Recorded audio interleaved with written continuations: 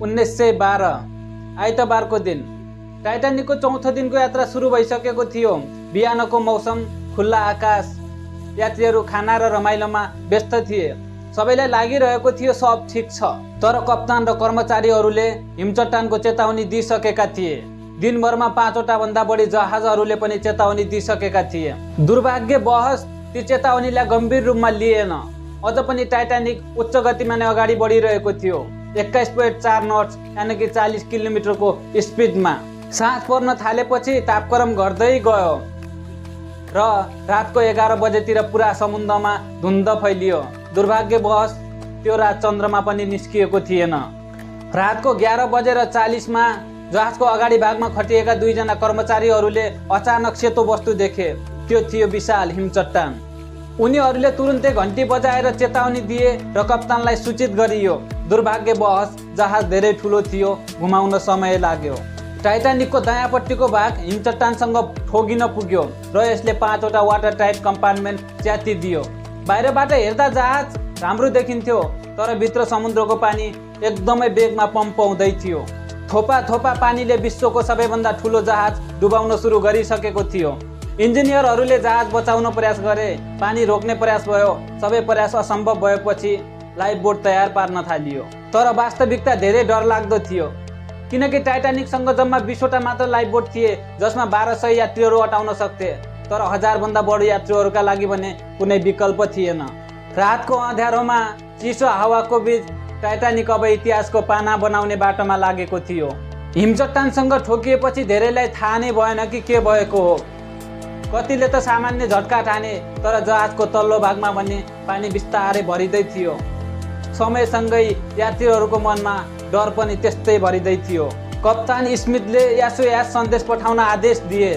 छेउछाउका जहाजहरूसँग सम्पर्क गरियो, तर विडम्बना के थियो भने सबैभन्दा नजिकको क्यालिफोर्निया जहाजले रेडियो बन्द गरेर बसेको थियो र सबैभन्दा नजिकको अर्को जहाज कार्पेथिया भने 4 घन्टाको टाढा थियो। टाइटानिकसँग जम्मा 20वटा मात्र लाइफ बोट थिए।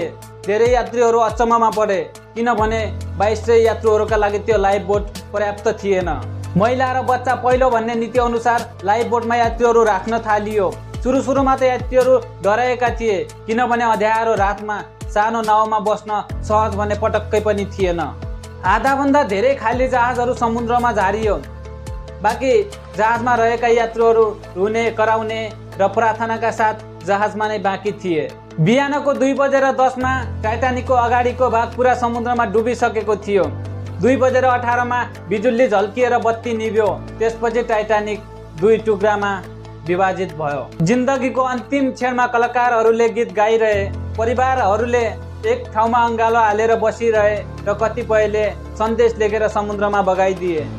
बिहानको 2:20 टाइटानिक पुरा समुद्रमा विलीन भयो। सच्याउन नसकिने यो घटनाले 1500 भन्दा बढी मानिसहरूको ज्यान लियो। महिला, पुरुष, धनी, गरिब कोही पनि यो भाग्यबाट बाँच्न सकेनन्। त्यो रातको यो घटना विश्व इतिहासको सबैभन्दा सामुद्रिक दुर्घटनामा परिणत भयो। टाइटानिक डुबेको 2 घन्टापछि बिहानको करिब 4 बजेतिर आरएमएस कार्पेथिया नामक जहाज घटनास्थलमा पुग्यो र त्यसले 710 जना जीवित यात्रुहरूको उद्धार गर्यो। कार्पेथियाले जीवित यात्रुहरू लिएर अमेरिका पुग्दा सारा विश्व स्तब्ध थियो। जताततै रेडियो, न्युज, मिडियामा यही समाचार थियो कि डुब्नै नसकिने भनेको जहाज पनि डुब्यो। टाइटानिकको कमजोरीले केवल प्राविधिक समस्या मात्र होइन, मानवीय घमण्ड, वर्गीय विभाजन र तयारीको अभाव पनि देखायो। त्यो एउटा यस्तो छेड थियो जहाँ समुद्रले मानिसको विज्ञान र अहङ्कारलाई चुनौती दियो र विजय पनि प्राप्त गर्यो। टाइटानिक डुबेको 1 शताब्दी भन्दा बढी भइसक्यो। यो एउटा दुर्घटना मात्रै होइन, मानव इतिहासको यस्तो अध्याय हो जहाँ आशा, भरोसा, सपना, डर सबै मिसिएको छ यसमा। टाइटानिकको सबैभन्दा ठुलो सन्देश के हो भने कुनै पनि प्राविधिक शक्ति वा घमण्ड प्रकृतिको नियतिभन्दा ठुलो हुँदैन। त्यसैले हामीले सिक्नुपर्छ सावधानी, समानता र मानवताको मूल्य। जब आज पनि हामी टाइटानिकको नाम लिन्छौँ नि, त्यो एउटा सम्झना मात्रै होइन, त्यो हो एक शिक्षा, एक चेतावनी र एक अमर कथा। धन्यवाद साथीहरू, यहाँसम्म हेरिदिनु भयो। भिडियो कस्तो लाग्यो लाइक, कमेन्ट, सेयर, सब्सक्राइब गर्न नबिर्सिनुहोला।